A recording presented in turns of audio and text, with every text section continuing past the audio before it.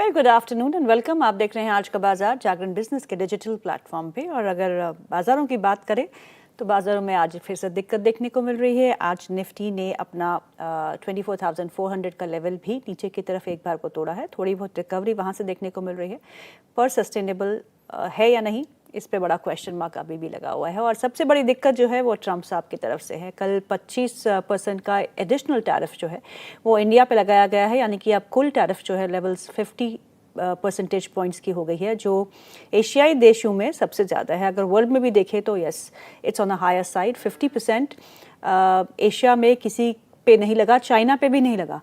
और चाइना के साथ मज़े की बात यह है कि वो नेगोशिएशंस अभी भी कर रहे हैं। उनको एक लेवे भी मिला, एक टाइम पीरियड भी दिया गया ऑफ 90 डेज। पर इंडिया पे ऐसा कुछ नहीं हुआ, क्योंकि एक रीज़न जो वो बता रहे हैं वो है कि रशियन ऑयल इंपोर्ट करना हम बंद करें, जो हम नहीं कर सकते। एग्रीकल्चर सेक्टर यूएस कंपनियों के लिए खोल दे, जो हम नहीं कर सकते। I mean these are the crucial points जहाँ पे हम यूएस और इंडिया के बीच में जो है बात नहीं बन रही। पर यस, टैरिफ्स का असर जो है वो हमारे बाज़ारों पे देखने को मिल रहा है। 25% का टैरिफ आज से लागू होगा, यानी कि अगस्त 7 से, और एडिशनल 25% का टैरिफ जो है वो 27 तारीख से लागू होगा। तो नेट 21 दिन का फासला है। क्या नेगोशिएशंस होती है, क्या इंडिया और यूएस के बीच में बातचीत होगी, क्या यूएस यू टर्न लेगा या नहीं लेगा, क्योंकि ट्रंप की बातों पे यकीन करना अब थोड़ा मुश्किल सा हो गया है। पहले तो वो कहते थे कि India is the best good friend of hours, will reach a deal shortly, पर ऐसा कुछ देखने को नहीं मिल रहा। बाज़ार को अनिश्चितता यानी कि अनसर्टेनिटी बिल्कुल पसंद नहीं है। जब भी अनसर्टेनिटी बाज़ार में होती है तो बाज़ार लड़खड़ा जाता है। ये एक अपॉर्चुनिटी भी होती है कि आपको निचले स्तरों पे एंटर का मौका भी मिलता है, पर जब तक बाज़ार स्टेबलाइज नहीं होते, दिशा का पता नहीं चलता, तो तब तक थोड़ी मुश्किलें हम सब के लिए है और इन्वेस्टर्स के लिए भी है, चाहे वो एनालिस्ट हो, चाहे वो कितने भी मार्केट्स को ट्रैक करते हो, सबके लिए ये दिक्कत अभी बनी हुई है। बाज़ार की दिशा किस ओर रह सकती है, आपको ऐसे बाज़ार में क्या करना है। हमारे साथ दो खास मेहमान जुड़ चुके हैं। Mister Kranti Bathini, he is equity strategist at Wealth Mills Securities, and mister Laxmikant Shukla, he is research analyst at Yes Securities. आप दोनों का बहुत बहुत स्वागत है कार्यक्रम में। My first question is for Kranti sir. Kranti sir, Trump पे किसी को विश्वास नहीं है, पर उनकी बातें सुननी पड़ रही है और मार्केट उस पर रिएक्ट कर रहा है। नेट जो टैरिफ लग रहे हैं वो खराब किसके लिए है? It's the US which is really going to bear the brunt in the last, right? Absolutely. Good afternoon to you. Yeah. The current tariff जो मामला चल रहा है वो लास्ट 15 दिन से इंडिया का ज्यादा हाईलाइट हो रहा है। हम लोग देखें तो ग्लोबल मीडिया भी अभी इंडिया और यूएस का जो टैरिफ का मुकाबला चल रहा है उसका ऊपर बहुत नजर रखा है। बट लेकिन अगर आप पिछले 2-3 महीने से इनिशियल टैरिफ जो इम्प्लीकेशंस आए तब से देखे तो ज्यादातर फोकस था बिटवीन यूएस एंड चाइना था, यूएस एंड जापान था, और यूएस वियतनाम, ये सब चल रहा है। बट लेकिन अचानक हम Indians we are asking for a most favoured nation with respect to the India and US tariffs trades are concern. But अचानक जो माहौल है एकदम चेंज हो गया ओवरनाइट, और ऐसा इंडिया को लेके गया है 50% स्लैब में, which is highest in the Asia slab. अभी आप देखें तो हम लोग कुछ घबराने का जरूरत नहीं है। यूएस का जो खास ट्रेड पार्टनर्स है लाइक स्विस, वो भी एक ट्रेड पार्टनर है, उनका भी अभी टैरिफ देखे तो अराउंड 35% को लेके गया है। सो अभी ये जो टैरिफ का ये नेगोशिएशन चल रहा है, इस पे what ultimately US is trying to take is they are trying to twist the arm of every nation and trying to grab the much needed favourable for their side. That's what US administration has been doing. आप अगर एक चीज ध्यान पे रखे तो एक 20 दिन पहला यूएस एडमिनिस्ट्रेशन ट्रंप जी ने कहा है, I am most frustrated with the administration of Japan is concern, and within 4-5 days later, to the surprise to the global media, he had a trade deal with Japan. So now the attention is towards India because because we were looking for, because none of the countries, जो countries है, China is not expected a most favorable nation situation in terms of the trade is concerned, but India हमारा expectation काफी ज्यादा था, इसलिए ये अचानक आया. But for Trump, as a businessman, as a diplomat, one thing is going with his attitude and the way he goes in terms of the deals are concerned. The first day of his taking the seat, I have been telling he likes two words. One is tariff, and the second one is making the deal. So the relationship Yes. goes for a toss. Yes. So that's what the intensity what we are facing. But coming to your point in a direct way, how much it's going to have impact on our earnings? Right now, the trade deal, bilateral trade deal comes around $40 billion, which is Yes. minuscule for a country like India in terms of the manufacturing trade deals are concerned. I'm not talking about excluding pharma as well as excluding the service industry. If Trump goes one step ahead, which everybody cross the fingers, if he tries to touch these kind of sensitive areas, then it's going to create some kind of a knee-jerk. Already we have witnessed the knee-jerk reaction, but Correct. that's going to create a havoc in the market. So as long as if the cards are running about this trade of $40 billion and the impact is going to have around $10 billion, markets will be in a range bound at this point of time for a medium to short term. By and large, it's a sentimental impact. We have another 20 days to go. We can expect anything in terms of the trade deals are concerned. Very true. That's what it's a kind of a roller coaster thing.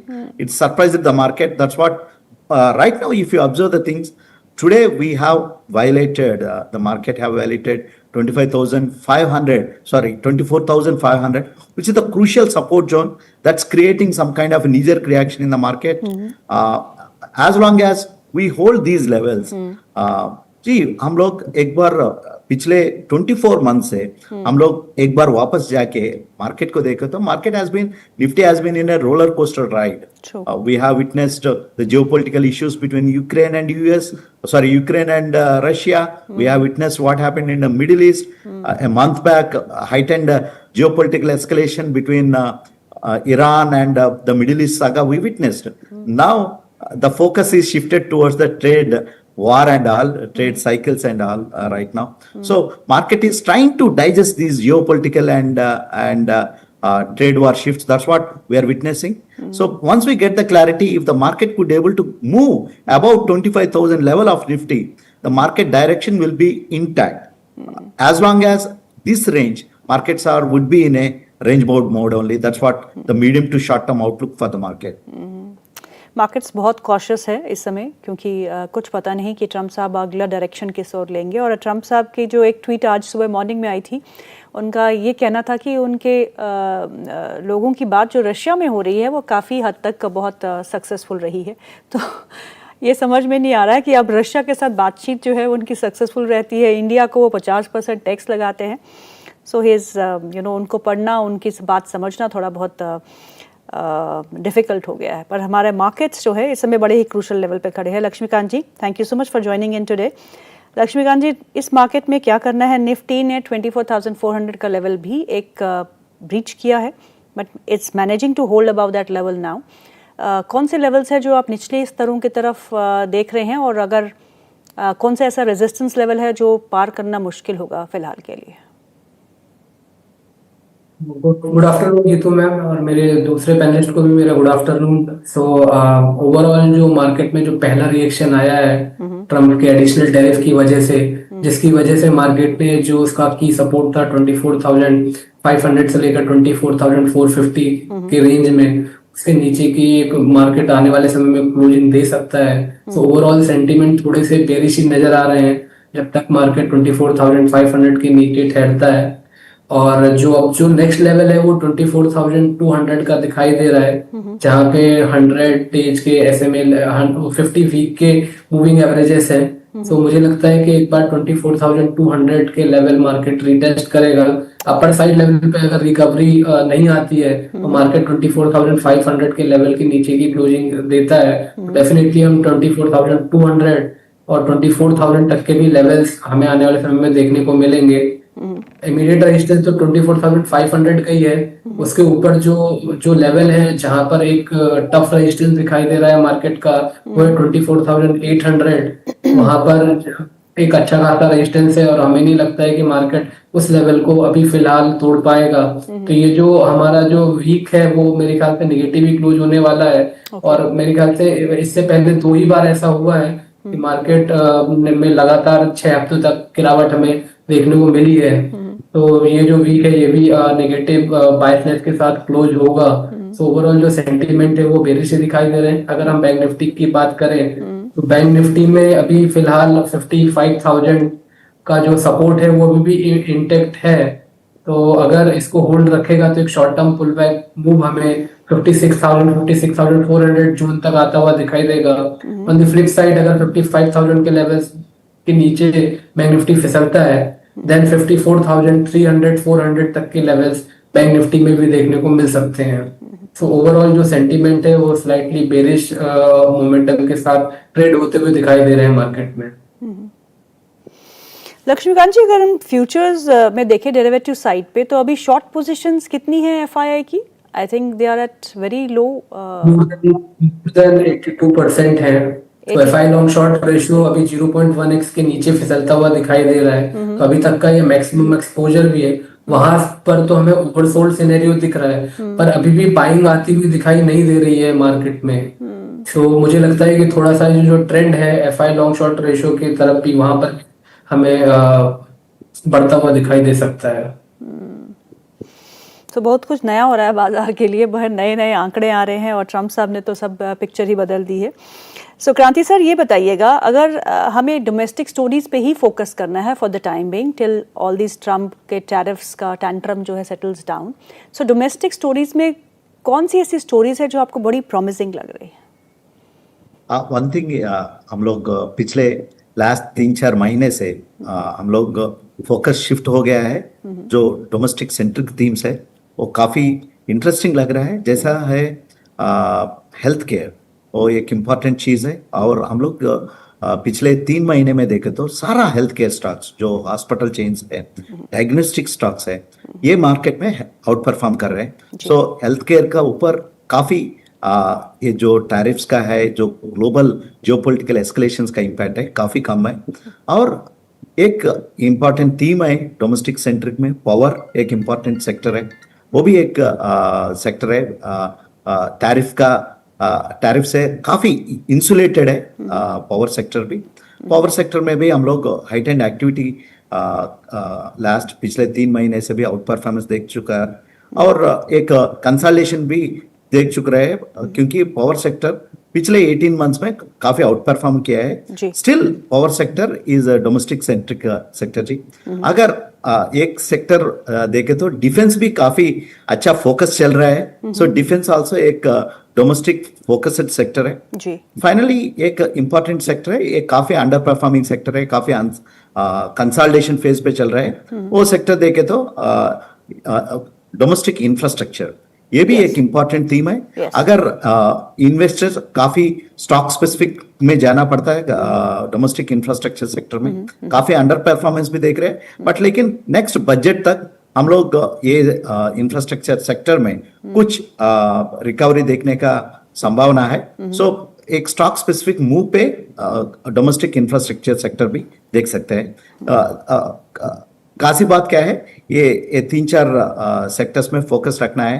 हम लोग को पता है IT sector कैसा चल रहा है और जेम्स एंड ज्वेलरी, ये सब सेक्टर्स डायरेक्टली इंपैक्टेड है। एक्वा आल्सो डायरेक्टली इंपैक्टेड है जी। बिल्कुल सही कहा आपने। जो सेक्टर्स अपने गिनाए हैं उनमें से इंफ्रास्ट्रक्चर काफ़ी अच्छा लग रहा है, बिकॉज कंसोलिडेशन मोड में है, ज़्यादा आउट परफॉर्म भी नहीं किया, अंडर परफॉर्म ही किया है। और अगर ऐसी कुछ पोजीशन बनती है कि टैरिफ्स में नेगोशिएशंस नहीं होती है, तो फिर सरकार को कहीं ना कहीं गवर्नमेंट स्पेंडिंग तो बढ़ानी ही पड़ेगी, कुछ तो करना ही पड़ेगा, so as to give a kick to the economy. तो वहाँ पे इंफ्रास्ट्रक्चर स्पेस जो है वो उस पे फोकस जो है बिल्कुल बढ़ सकता है।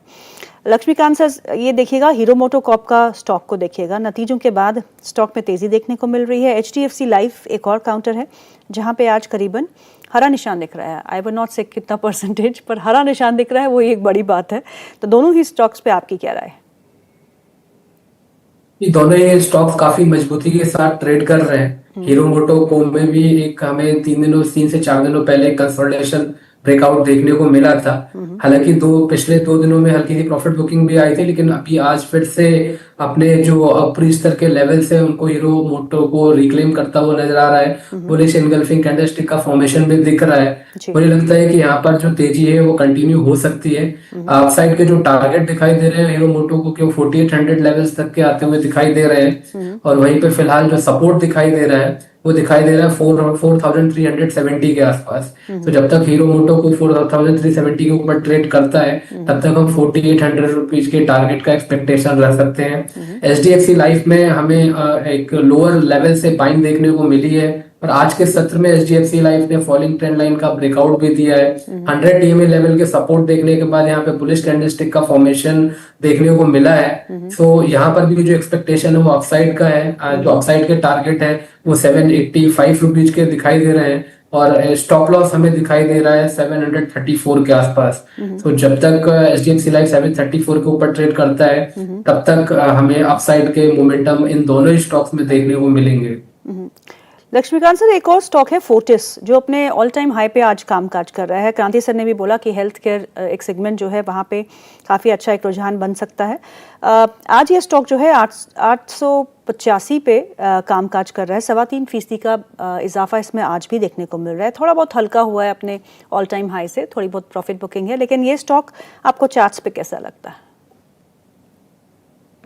देखिए, यहाँ पर आज के समय कंसोलिडेशन ब्रेकआउट देखने को मिला है, बट ऊपरी स्तर पे हमें प्रॉफिट बुकिंग भी देखने को मिल रही है।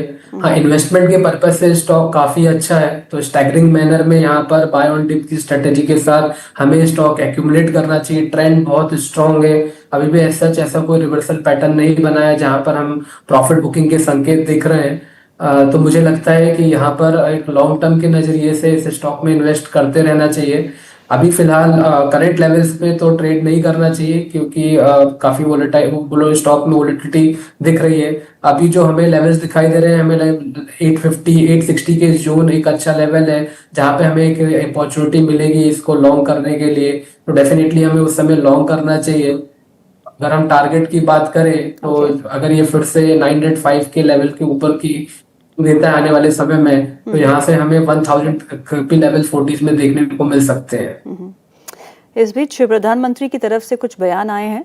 उन्होंने कहा है कि there will be no compromise on the interest of farmers. For me the interest of farmers comes first. I am ready to pay any price for this. So काफ़ी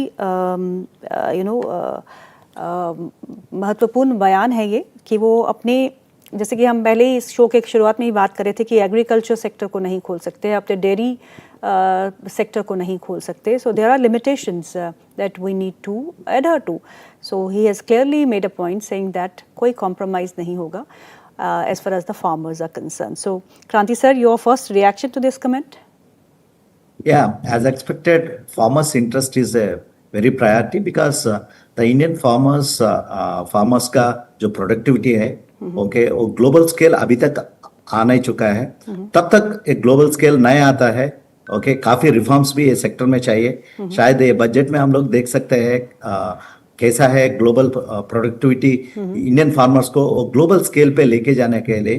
तब तक हम लोग फार्मर्स का इंटरेस्ट प्रोटेक्ट करना है। और एक चीज है, ट्रम्प का सरकार का डिमांड है, जो यूएस का चिकन है वो भी इंडिया में मार्केट करने के लिए कोशिश कर रहे हैं, काफी पुश कर रहे हैं। वो इंडियन पोल्ट्री का इंडस्ट्री है, एक इम्पॉर्टेंट चीज है, वो फार्मिंग में एक पार्ट है।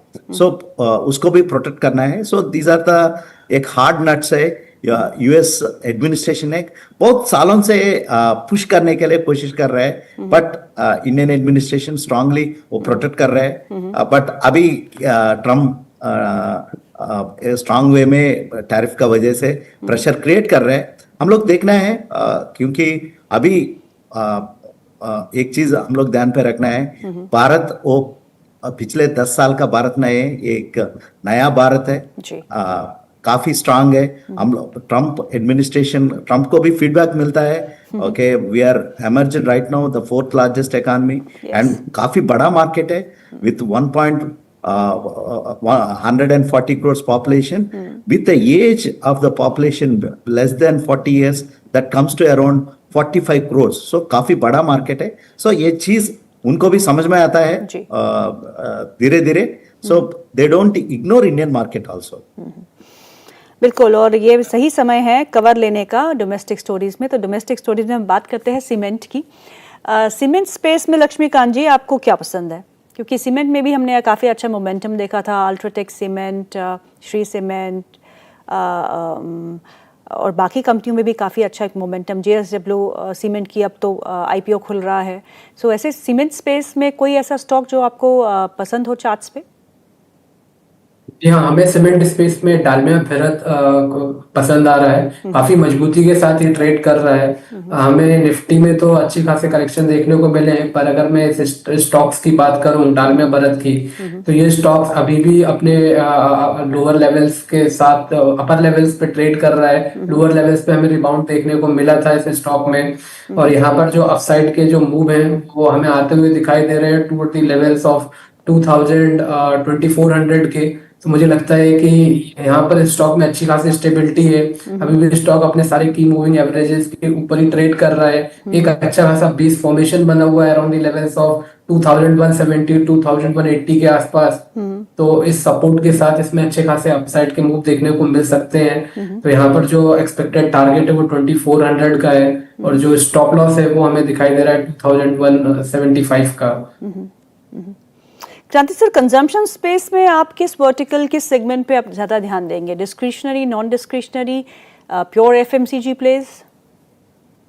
अभी कंजम्पशन का थीम देखे तो जी एक काफी है, रूरल से एक रिवाइवल देखना है। सो FMCG में अभी देखे तो HUL अच्छा लग रहा है। ये मार्केट में स्टॉक को भी हम लोग देखा है पिछले 2-3 साल से स्टॉक एक लॉन्ग टर्म कंसल्टेशन में था, बट अभी जो रिवाइवल देख चुक रहे हैं हम लोग, वो FMCG कंपनीज का ऊपर एक पॉजिटिव इफेक्ट होने वाला है। So HUL looks attractive to me at this point of time. और कॉलगेट का हम लोग देखा है लास्ट 1 क्वार्टर में काफी अंडर परफॉर्मेंस रिजल्ट्स आए हैं, बट लेकिन जो मैनेजमेंट कह रहा है नया products and focus on more penetration of the brand, so Colgate भी एट दिस रेंज में एक डिप आए तो Colgate looks attractive at this time. Okay, FMCG can be again one of the insulated pack है because of all these tariff issues going on. So any dip in FMCG, one can chip in these stocks, but लेकिन एक चीज ध्यान पे रखना है, इधर से mid tin kind of returns expect करना है। दैट्स की रिस्क एपेटाइट कम लोग को भी अच्छा है, बट लेकिन एक्सपेक्टेशन कम रखना है, return expectation. Sir, important is to save capital. Capital erosion नहीं होना चाहिए, रिटर्न्स को टेम डाउन करना बहुत जरूरी हो गया है इस बाजार में। हाँ जी। लक्ष्मीकांत जी, GMDC के स्टॉक को देखिएगा। ये स्टॉक गिरते बाजार में भी 4.5% ऊपर कामकाज कर रहा है, 413 के लेवल्स पे है। इस स्टॉक पे क्या करना है? यहाँ पर भी ये स्टॉक रिकवरी मोड में ट्रेड करता हुआ दिखाई दे रहा है। अभी फिलहाल जो कैंडलस्टिक का फॉर्मेशन है वो बुलिश एनगल्फिंग का है। ओवरऑल सेंटीमेंट अपसाइड के दिखाई दे रहे हैं। 390 385 का स्ट्रॉन्ग सपोर्ट है। तो हमें लगता है कि इस सपोर्ट के साथ हमें ऊपरी स्तर पे स्टॉक जाता हुआ हम देख पाएंगे आने वाले समय में।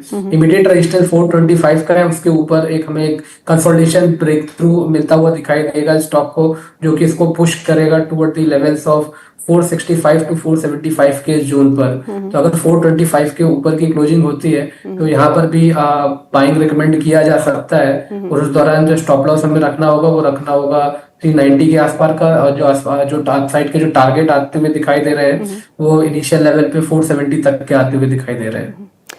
लक्ष्मीकांत सर, यहाँ पे अगर आप निफ्टी मिड कैप 100 इंडेक्स को देखें तो 2 स्टॉक्स जो है वो IT सेक्टर से एक अच्छा बाउंस बैक दिखा रहे हैं। एक है कोफोर्ज, करीबन 2.25% ऊपर है 1675 के लेवल पे, और परसिस्टेंट सिस्टम्स यहाँ पे भी 2% का इजाफा है, 5145 का स्तर है। दोनों ही स्टॉक्स में ये सिंपल एक रिकवरी है, बाउंस है, या फिर आपको लगता है कि कुछ तेजी और आनी चाहिए?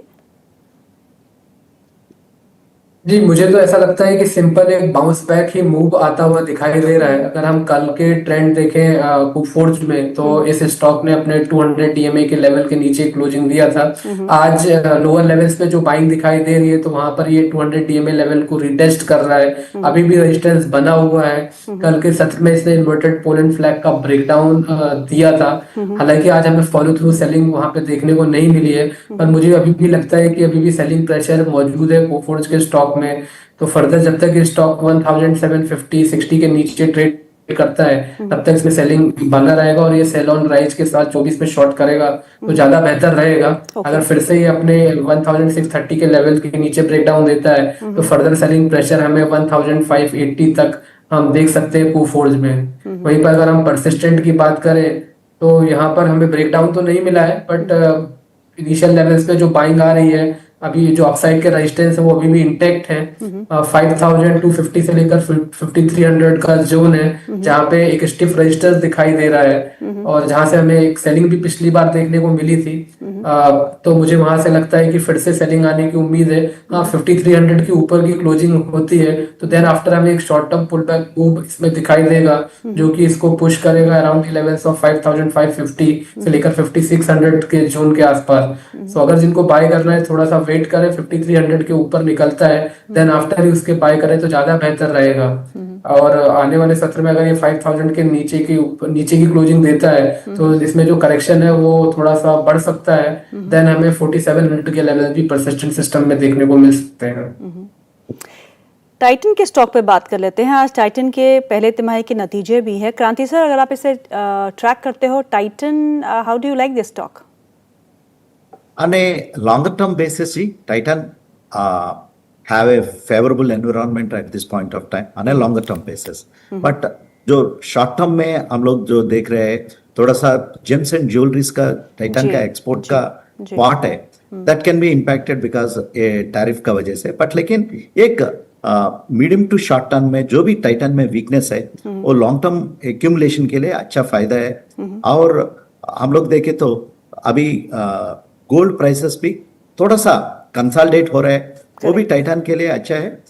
As a strong brand in India, any dip in Titan in terms of the consumer story in concern, Titan में एवरी डिप में इन्वेस्टर्स लॉन्ग टर्म के लिए ऐड कर सकता है। डोमेस्टिक स्टोरीज पे बात करते हुए दो स्टॉक्स और देख लेते हैं लक्ष्मीकांत सर। एक तो इटर्नल, जहाँ पे एक बहुत ही अच्छे रनअप के बाद थोड़ी बहुत गिरावट या कंसोलिडेशन या फिर प्रॉफिट बुकिंग इस समय देखने को मिल रही है। और पेटीएम, जहाँ एक अच्छा मूव हमने देखा पोस्ट अर्निंग्स, वहाँ पे भी थोड़ी बहुत दबाव देखने को मिल रहा है। पर ये दोनों ही स्टॉक्स चार्ट्स पे कैसे लगते हैं? सपोर्ट है इनके पास या फिर ये भी जाते दिख रहे हैं? सबसे पहले इटर्नल की बात कर लेते हैं। पिछले 3 से 4 दिनों का सेशन देखे तो यहाँ पे हल्की सी प्रॉफिट बुकिंग देखने को मिली है, बट आज के सत्र पे यहाँ पर 20 डीएमए का स्टॉक सपोर्ट लेता हुआ नजर आ रहा है। तो एक short term pull back move की एक्सपेक्टेशन किया जा सकता है। बट अगर as per risk reward ratio की फेवरेबल की बात करें, तो मुझे लगता है कि अगर इसमें अगर ये स्टॉक फिर से 275 के आसपास आता है, तो वहां से फिर अगर हम बाइंग करते हैं तो वो ज्यादा बेहतर रहेगा। और वहां से अगर हमें फॉलो थ्रू बाइंग मोमेंटम मिलते हैं, तो देन आफ्टर में स्टॉक फिर से अपने जो प्रीवियस स्विंग हाई है 320 के आसपास, वहां तक जाता हुआ दिखाई दे रहा है। अभी फिलहाल शॉर्ट टर्म पे अगर मैं बात करूं तो हल्का सा रिबाउंड है, बट अगर ये स्टॉक हमें 285-270 के जोन पे मिलता है तो बेहतर विकल्प रहेगा। वहां से अगर हम बाय करेंगे तो हमें अच्छे खासे अपसाइड के मूव इसमें देखने को मिल सकते हैं। वहीं पर अगर हम पेटीएम की बात करें, तो पेटीएम में जो पॉजिटिव स्ट्रक्चर है अभी भी मेंटेन है। हालांकि पिछले 4 से 5 दिनों में यहाँ पे हल्की से प्रॉफिट बुकिंग देखने को मिली है, बट ओवरऑल स्ट्रक्चर अभी भी बुलिश टेरिटरी में ही ट्रेड कर रहा है। तो यहाँ पर करंट लेवल पे भी बाय किया जा सकता है। इनिशियल लेवल पे जो स्टॉप लॉस है वो हमें रखना है अराउंड दी लेवल्स ऑफ 1015 के आसपास। और जब तक स्टॉक इसके ऊपर ट्रेड करेगा, तब तक इसमें बाइंग मोमेंटम बना रहेगा। इमीडिएट रेजिस्टेंस 1130 के आसपास है। मुझे लगता है कि short term pull back move 1130 का ये आने वाले समय में दिखा सकता है। हाँ, 1130 के ऊपर निकलेगा तो देन डेफिनेटली हमें फिर से ये स्टॉक अपने अपसाइड मोमेंटम को रिज्यूम करता हुआ दिखाई देगा। वहां से फिर हमें 1230 1250 के लेवल्स पेटीएम में देखने को मिल सकते हैं। Kranti sir, any safe bets that you would like to share with our viewers? कोई सेफ बेट्स जो स्टॉक्स आपको अच्छे लग रहे हो, सेफ लग रहे हो? एक चीज है, सेफ बेट्स देखे तो ये मार्केट में काफी वॉलेटिलिटी चल रहा है। सो अगर investors medium to long term में देखना बोले तो L&T जैसा स्टॉक है, काफी इंसुलेटेड है। Correct. एक है डिफेंस थीम है, पावर थीम है, का इंजीनियरिंग थीम है। So L&T looks attractive to me. The stock also had a consolidation and काफी अच्छा रिजल्ट्स भी एक क्वार्टर में आया है। So L&T looks attractive to me at this point of time. अगर एक कंट्रेरियन व्यू लेना चाहे तो ये टाइम पे अगर इन्वेस्टर इज काफी लॉन्ग टर्म व्यू है, एटलीस्ट इन्वेस्टर का होराइजन 2-3 years का होराइजन है, तो as a contrarian, as a first mover, at this point of time, I try to buy large cap IT. बहुत contrarian view है ये तो। so अगर इन्वेस्टर को 2-3 years का टाइम होराइजन है तो if things US things are getting settled down, एक साल में सेटल हो गए तो अभी these are looks very attractive level है।